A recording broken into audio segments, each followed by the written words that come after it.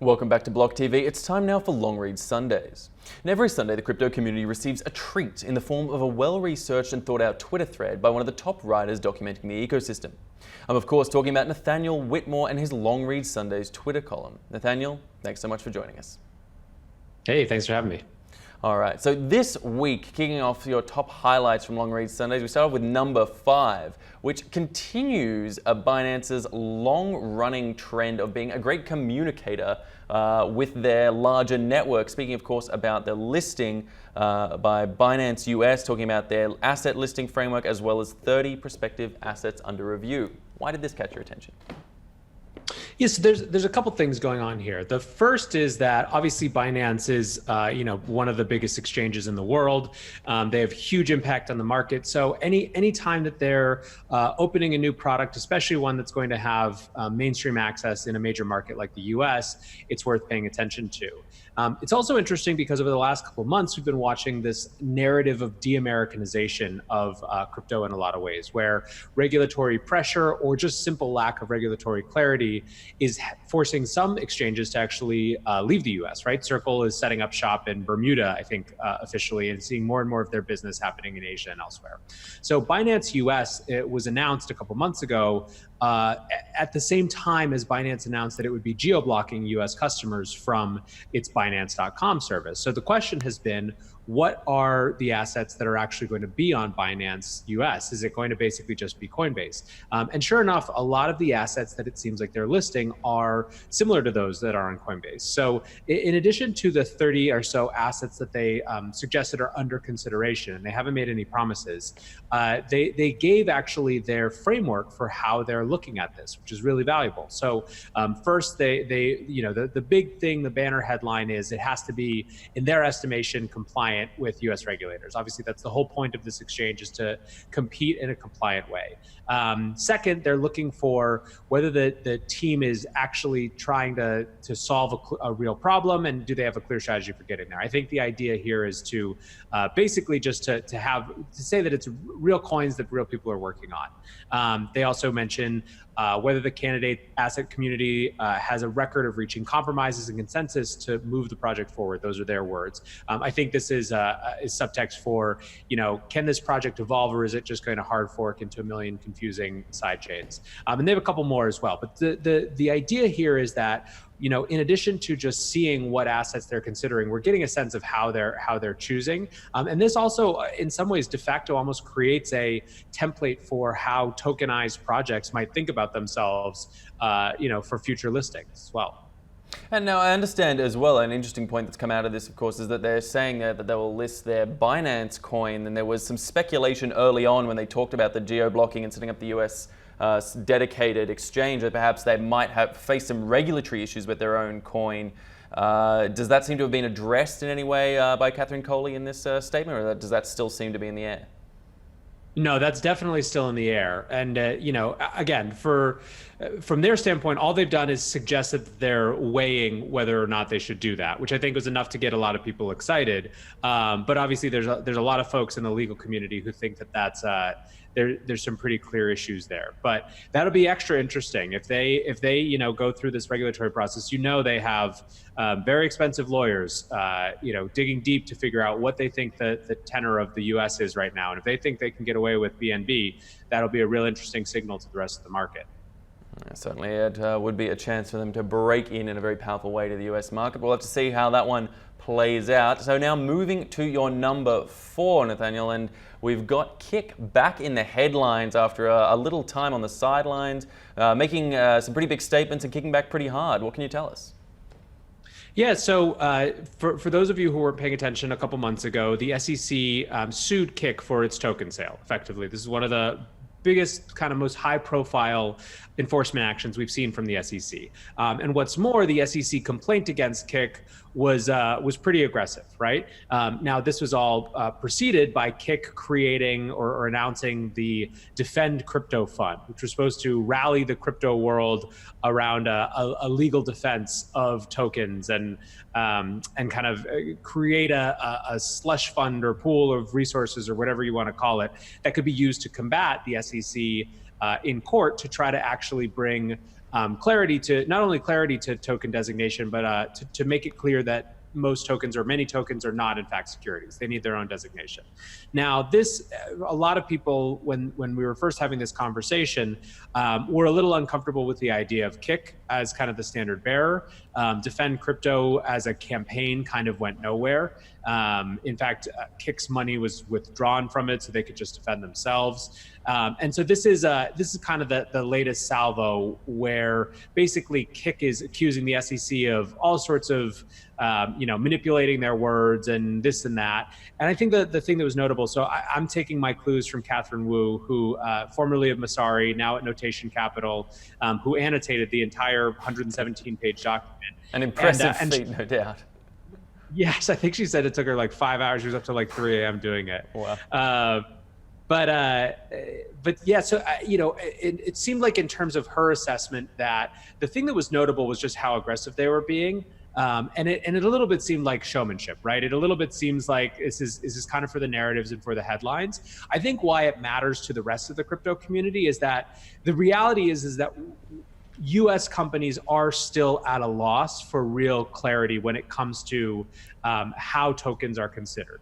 And there are some that say, well, that's not exactly true. The SEC has made clear its positions, but it really hasn't. And there's confusion across different departments about what tokens are. There's, high profile Senate hearings about how to regulate, and, senators and Congress people even asking, should there be a new agency? And I think it's just the case that there is not clarity, at least sufficient clarity, when it comes to how the government is going to look at different types of tokens, or are they going to treat different types of tokens differently? And we're starting to actually see that impact where companies are choosing to domicile themselves. So it's kind of interesting for the blunder and and heavy language, but it's more interesting long term for what comes out of the case.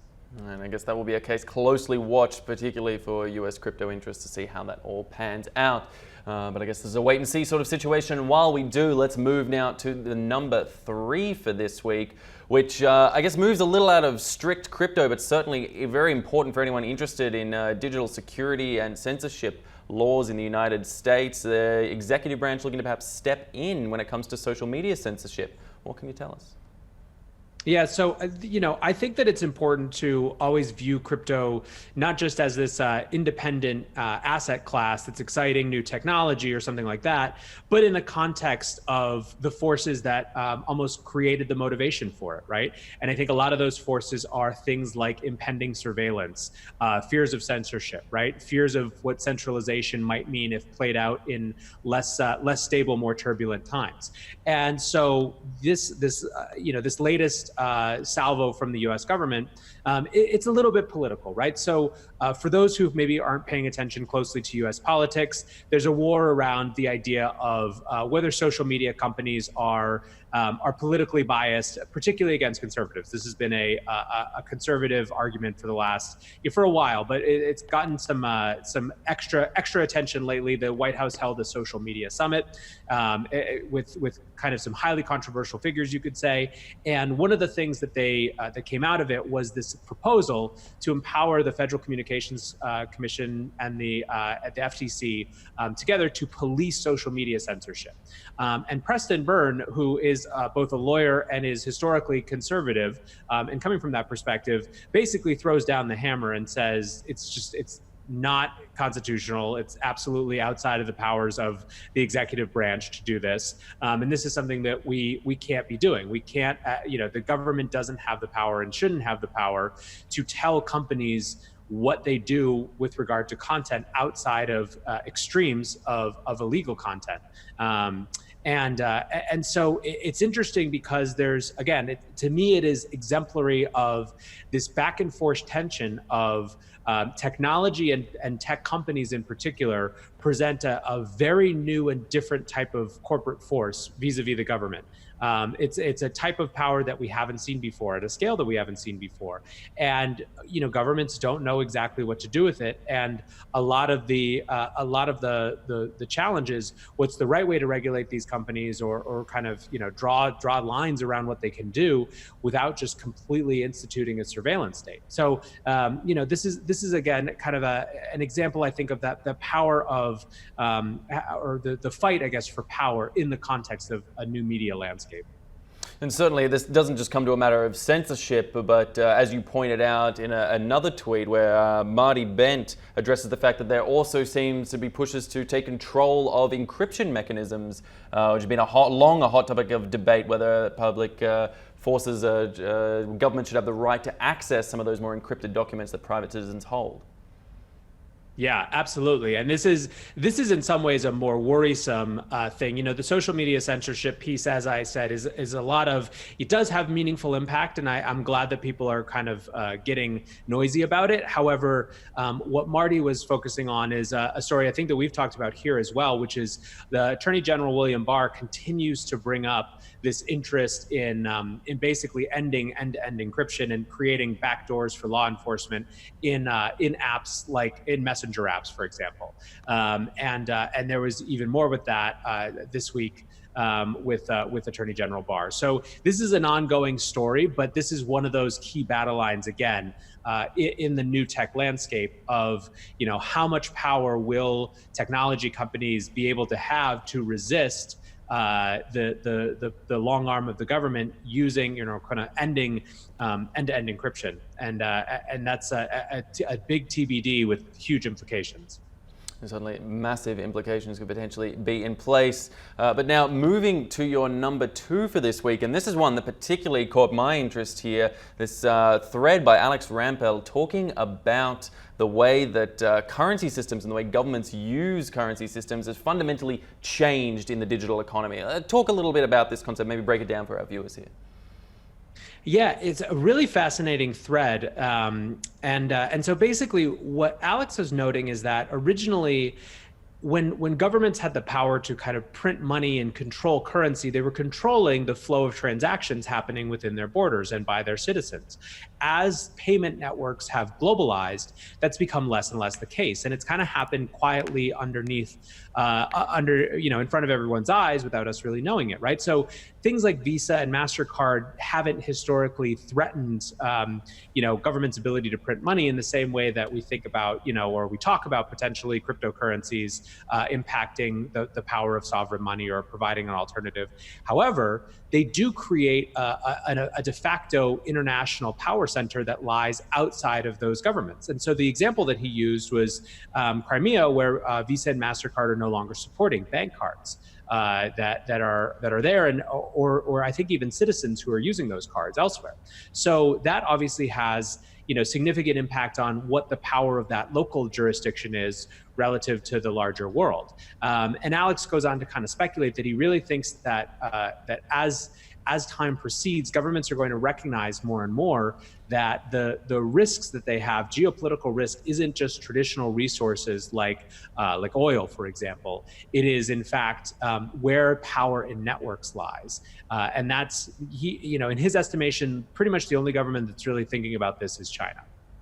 And of course, that segues neatly onto the other point that you made, that China is indeed taking this action seriously and attempting to create their own form of digital currency, something they've recently announced.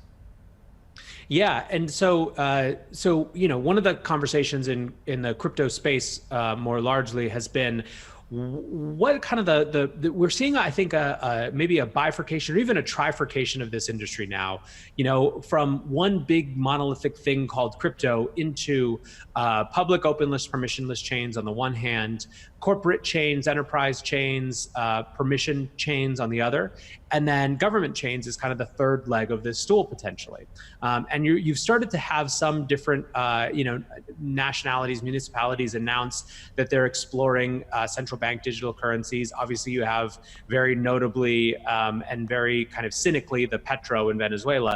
But the People's Bank of China, an official from there, said after 5 years of research and development, they're close to being ready to go live with a digital currency, so a central bank digital currency.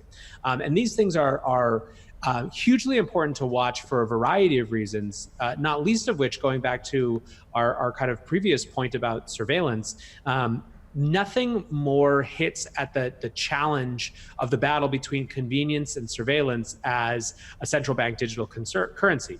It is the most surveillable, the most trackable, the most manipulable form of money that will ever have been created. Yet at the same time, for the average citizen going about their lives, it will likely be the most convenient form of money ever created.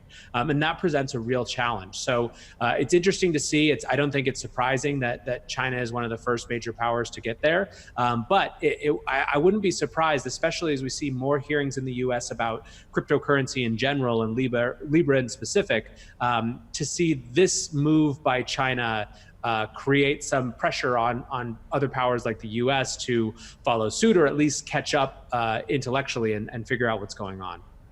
It certainly seems there's a lot of catching up to do around the world with various different governments and economies. It'll be interesting to see how they do it. But moving now to your number one for this week. Now, this is an interesting one. I'm going to need your help with this one a little, Nathaniel, because there's a technical analytical breakdown here by Raoul Pal talking about what he sees as a convergence of threats and issues coming into the global economy. What do you see as the central point to take away from here? Yeah, so I would say that there's two ways to look at this. One is he's making a specific point about what he sees as looming currency crises, where all kind of, a huge number of different sovereign currencies are poised for really challenging times ahead, particularly in relation to the US dollar. So that's kind of part one. Part two, which I think is the reason that it's number one, and the more interesting context for me, is that Raoul's kind of the ground zero right now for the converging narratives between Bitcoin and the global macro community. And this has been happening for a little while. For obviously when Bitcoiners talk about store of value, they're not just talking about kind of as a way to preserve wealth over the next couple months. They're talking about a long-term hedge against systemic crisis.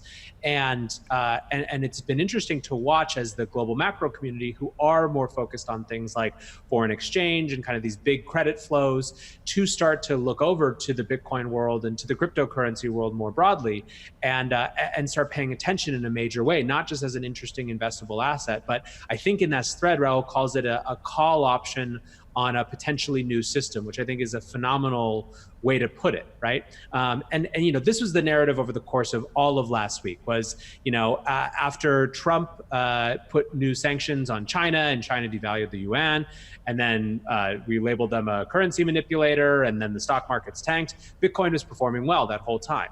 What's more, over the last few months, Bitcoin has started to correlate more to gold, having meaningful correlation in a way that it really hasn't before.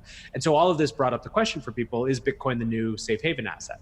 I think that's kind of a short-term question in some ways, in the sense that it obviously still has volatility, and there's a million arguments that you could kind of say against this. But if you take this idea of Bitcoin not in kind of a short-term, not just in a short-term market sense, but in this idea of it as a call option on a future system, on a new future potential system, it starts to get a lot more interesting. Certainly, it brings up a lot of questions of potential, and really highlights where some concerns in the mainstream system can so clearly be addressed by the crypto ecosystem. But I want to thank you so much, Nathaniel Whitmore, for breaking down some of the key elements and stories coming through this week, getting into that deeper analysis in your Long Read Sunday. I look forward to reading next week and continuing this discussion further along then. Nathaniel, thanks so much for being with us, and stay with us at BLOCKTV.com for all the latest in news and information, and of course, the best in-depth analysis. I'm Asher Westrop Evans. Thanks for watching. For more news and updates, follow us on Twitter.